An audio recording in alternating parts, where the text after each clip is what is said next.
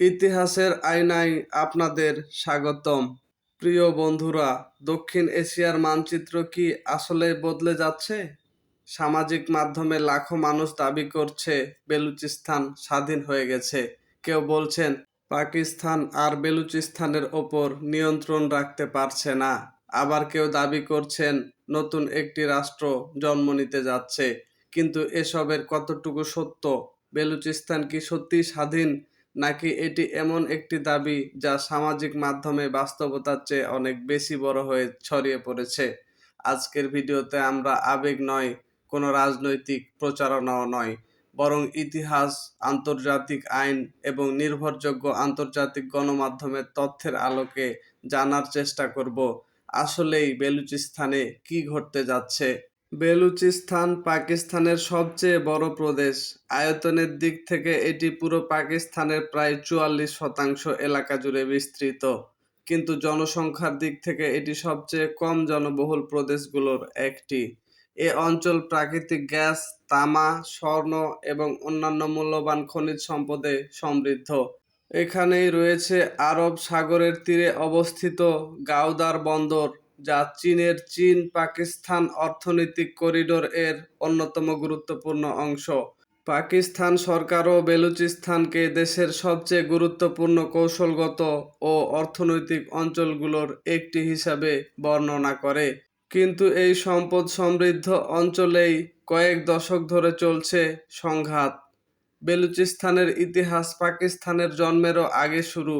1947 সালে ব্রিটিশ ভারত বিভক্ত হওয়ার সময় এই অঞ্চলের রাজনৈতিক অবস্থান নিয়ে জটিলতা তৈরি হয়। 1948 সালে পাকিস্তানের সাথে যুক্ত হয়। এরপর থেকেই বেলুচ জাতীয়তাবাদী আন্দোলনের একটি অংশ দাবি করে আসছে যে এই অন্তর্ভুক্তি জনগণের ইচ্ছার পূর্ণ প্রতিফলন ছিল না। অন্যদিকে পাকিস্তান সরকার বলছে বেলুচিস্তান পাকিস্তানের অবিচ্ছেদ্য অংশ এবং এ বিষয়ে তাদের সাংবিধানিক অবস্থান স্পষ্ট। এই ভিন্ন অবস্থানই পরবর্তী কয়েক দশকে সংঘাতের ভিত্তি তৈরি করে। এখন প্রশ্ন হলো, বেলুচিস্তানে বিদ্রোহ কেন? বিচ্ছিন্নতাবাদী গোষ্ঠীগুলোর অভিযোগ, বেলুচিস্তানের প্রাকৃতিক সম্পদ থেকে যে বিপুল সম্পদ আসে তার ন্যায্য অংশ স্থানীয় মানুষ পায় না। তারা আরও অভিযোগ করে রাজনৈতিক প্রতিনিধিত্ব সীমিত, উন্নয়ন বৈষম্যমূলক এবং নিরাপত্তা অভিযানের সময় মানবাধিকার লঙ্ঘনের ঘটনা প্রায় ঘটে। অন্যদিকে পাকিস্তান সরকার এই অভিযোগের অনেকগুলোকে প্রত্যাখ্যান করে এবং বলে বিদ্রোহী গোষ্ঠীগুলো বিদেশি সমর্থন পায় এবং তারা সন্ত্রাসী হামলার মাধ্যমে সাধারণ মানুষ ও নিরাপত্তা বাহিনীকে লক্ষ্যবস্তু বানায়। বেলুচিস্তানে একাধিক সশস্ত্র বিচ্ছিন্নতাবাদী সংগঠন সক্রিয়। এর মধ্যে সবচেয়ে পরিচিত হল বেলুচ লিবারেশন আর্মি, বিএলএ। রয়টার্সের তথ্য অনুযায়ী বিএলএ এর লক্ষ্য হল পাকিস্তান থেকে বেলুচিস্তানের স্বাধীনতা।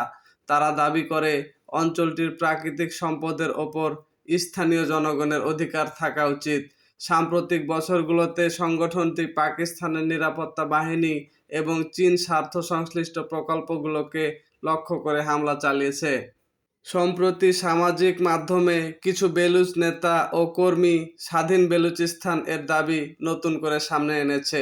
কিন্তু এখানে একটি অত্যন্ত গুরুত্বপূর্ণ বিষয় মনে রাখতে হবে। বর্তমান সময় পর্যন্ত কোনো জাতিসংঘ সদস্য রাষ্ট্র, জাতিসংঘ নিজে বা প্রধান আন্তর্জাতিক সংস্থা বেলুচিস্তানকে স্বাধীন রাষ্ট্র হিসেবে স্বীকৃতি দেয়নি। বিচ্ছিন্নতাবাদী নেতাদের ঘোষণাগুলো রাজনৈতিক অবস্থান প্রকাশ করে, কিন্তু সেগুলো আন্তর্জাতিক স্বীকৃতিপ্রাপ্ত রাষ্ট্র প্রতিষ্ঠার সমতুল্য নয়। তাহলে প্রশ্ন হলো, যদি বেলুচিস্তান এখনো স্বাধীন না হয়ে থাকে, তাহলে কেন হঠাৎ পুরো বিশ্ব এই অঞ্চল নিয়ে কথা বলছে? চীন কেন এত উদ্বিগ্ন? পাকিস্তান কেন এটিকে জাতীয় নিরাপত্তার সবচেয়ে বড় চ্যালেঞ্জগুলোর একটি মনে করে? আর সত্যি কি ভবিষ্যতে বেলুচিস্তান স্বাধীন হতে পারে? আসুন সেগুলো জানার চেষ্টা করি।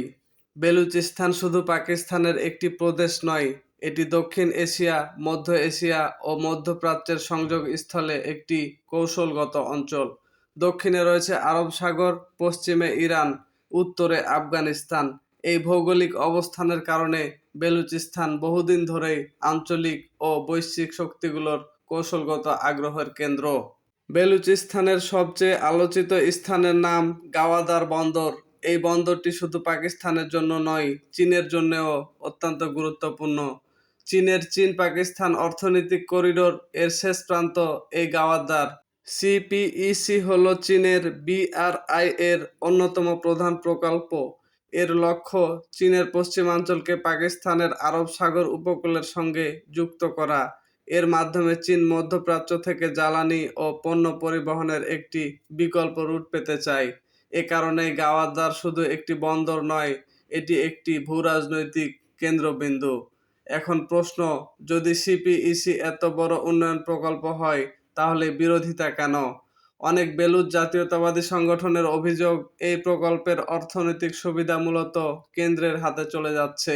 স্থানীয় জনগণ পর্যাপ্ত কর্মসংস্থান বা উন্নয়নের সুফল পাচ্ছে না।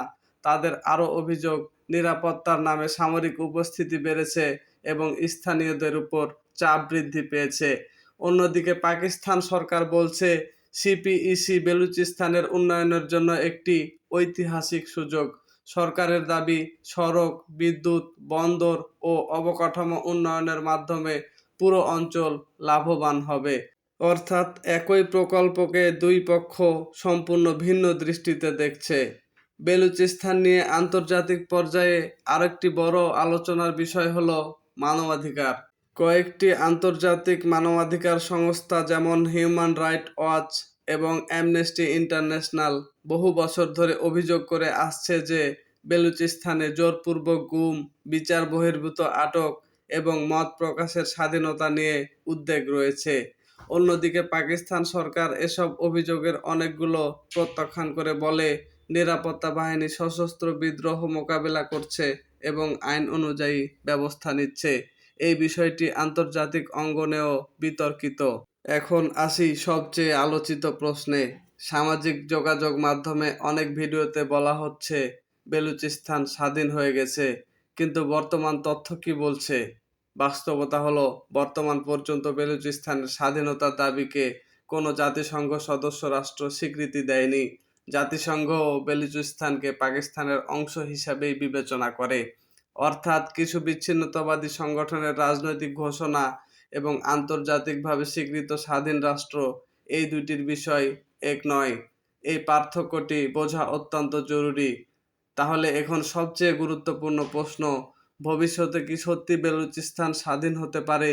যদি পারে, তাহলে কি কি বাধা রয়েছে?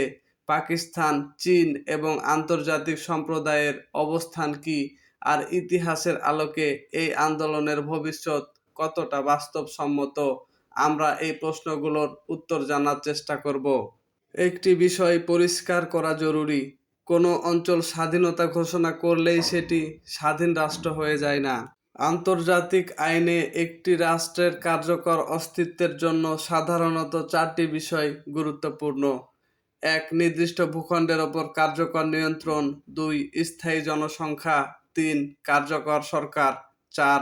অন্য রাষ্ট্রের সঙ্গে সম্পর্ক স্থাপনের সক্ষমতা। কিন্তু বাস্তবে আরেকটি বিষয় আরও গুরুত্বপূর্ণ, আন্তর্জাতিক স্বীকৃতি।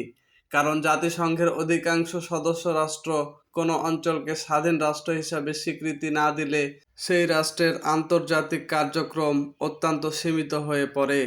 তাহলে বেলুচিস্তানের সামনে সবচেয়ে বড় বাধাগুলো কি? প্রথমত, পাকিস্তানের কেন্দ্রীয় সরকারের নিয়ন্ত্রণ। বর্তমানে পাকিস্তান সরকার বেলুচিস্তানের প্রশাসন, সীমান্ত, বিমানবন্দর এবং প্রধান অবকাঠামোর ওপর নিয়ন্ত্রণ বজায় রেখেছে।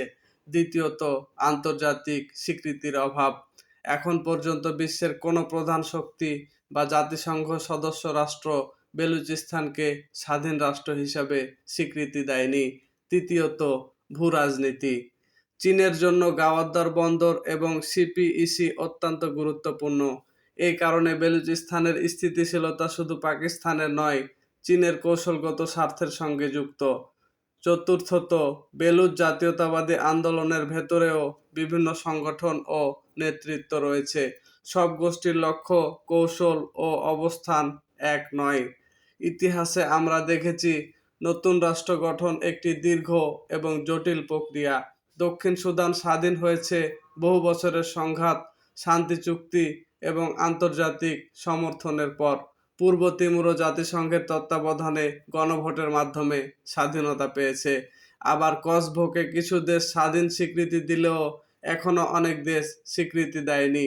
অর্থাৎ স্বাধীনতার প্রশ্ন শুধু অভ্যন্তরীণ আন্দোলন নয়, আন্তর্জাতিক কূটনীতি ও রাজনৈতিক বাস্তবতাও অত্যন্ত গুরুত্বপূর্ণ। তাহলে আজকের বাস্তবতা কি? বর্তমানে বেলুচিস্তানে নিরাপত্তা সংকট রয়েছে, বিচ্ছিন্নতাবাদী গোষ্ঠীগুলোর হামলা অব্যাহত রয়েছে, পাকিস্তান সরকারও সামরিক ও আইনশৃঙ্খলা অভিযান চালিয়ে যাচ্ছে। কিন্তু বর্তমানে যাচাইকৃত তথ্য অনুযায়ী বেলুচিস্তান একটি স্বাধীন রাষ্ট্র নয় এবং আন্তর্জাতিকভাবে স্বীকৃতও নয়। সামাজিক মাধ্যমে যেসব পোস্টে বলা হচ্ছে বেলুচিস্তান ইতিমধ্যেই স্বাধীন হয়ে গেছে, সেগুলোর বর্তমান আন্তর্জাতিক বাস্তবতার সঙ্গে মিল নেই। এখন প্রশ্ন হলো, তাহলে ভবিষ্যতে কি হতে পারে? ভবিষ্যৎ সম্পর্কে নিশ্চিতভাবে কেউ বলতে পারে না, তবে রাজনৈতিক বিশ্লেষকদের আলোচনায় কয়েকটি প্রস্তাবনা উঠে আসে। প্রথমত, পাকিস্তান যদি রাজনৈতিক সংলাপ, উন্নয়ন এবং আস্থা তৈরির উদ্যোগ বাড়ায় তাহলে উত্তেজনা কিছুটা কমতে পারে। দ্বিতীয়ত, যদি নিরাপত্তা পরিস্থিতি আরও খারাপ হয় তাহলে সংঘাত দীর্ঘায়িত হতে পারে। তৃতীয়ত, আন্তর্জাতিক ভূরাজনীতি, বিশেষ করে চীন পাকিস্তান সম্পর্ক এই অঞ্চলের ভবিষ্যৎ নির্ধারণে গুরুত্বপূর্ণ ভূমিকা পালন করবে। তবে বর্তমান তথ্যের ভিত্তিতে বেলুচিস্তান শীঘ্রই স্বাধীন হয়ে যাবে এমন সিদ্ধান্তে পৌঁছানো যায় না। ইতিহাস আমাদের শেখায় অনেক স্বাধীনতা আন্দোলন সফল হয়েছে, আবার অনেক আন্দোলন দীর্ঘ দশক ধরে চললেও স্বাধীন রাষ্ট্র প্রতিষ্ঠা করতে পারেনি। বেলুচিস্তানের ক্ষেত্রেও একই কথা প্রযোজ্য। এটি নিঃসন্দেহে দক্ষিণ এশিয়ার অন্যতম গুরুত্বপূর্ণ ভূরাজনৈতিক সংকট। কিন্তু এই সংকটের ভবিষ্যৎ নির্ধারণ করবে শুধু রাজপথের ঘটনা নয়, বরং রাজনৈতিক সমঝোতা, আন্তর্জাতিক কূটনীতি, অর্থনৈতিক স্বার্থ এবং আঞ্চলিক শক্তির ভূমিকা। তাই সামাজিক যোগাযোগ মাধ্যমে ভাইরাল হওয়া প্রতিটি খবর সত্য নাও হতে পারে। কোনো দাবি বিশ্বাস করার আগে তার উৎস, প্রমাণ এবং আন্তর্জাতিক স্বীকৃতি যাচাই করা জরুরি। আজকের ভিডিওতে আমরা চেষ্টা করেছি গুজব নয়, বরং ইতিহাস, আন্তর্জাতিক আইন এবং নির্ভরযোগ্য তথ্যের আলোকে বেলুচিস্তানের বাস্তব চিত্র তুলে ধরতে। আপনার কি মনে হয়, বেলুচিস্তানের সংকটের সমাধান কি রাজনৈতিক সংলাপে, নাকি সংঘাত আরও দীর্ঘায়ী হবে, নাকি অতি দ্রুত দেশটি স্বাধীনতা লাভ করবে? আপনার মতামত কমেন্টে জানান। ভিডিওটি ভালো লাগলে লাইক দিন, বন্ধুদের সঙ্গে শেয়ার করুন এবং ইতিহাসের আয়না চ্যানেলটি সাবস্ক্রাইব করতে ভুলবেন না। প্রিয় বন্ধুরা, আজকে এ পর্যন্তই। সবাই ভালো থাকবেন, সুস্থ থাকবেন। ধন্যবাদ।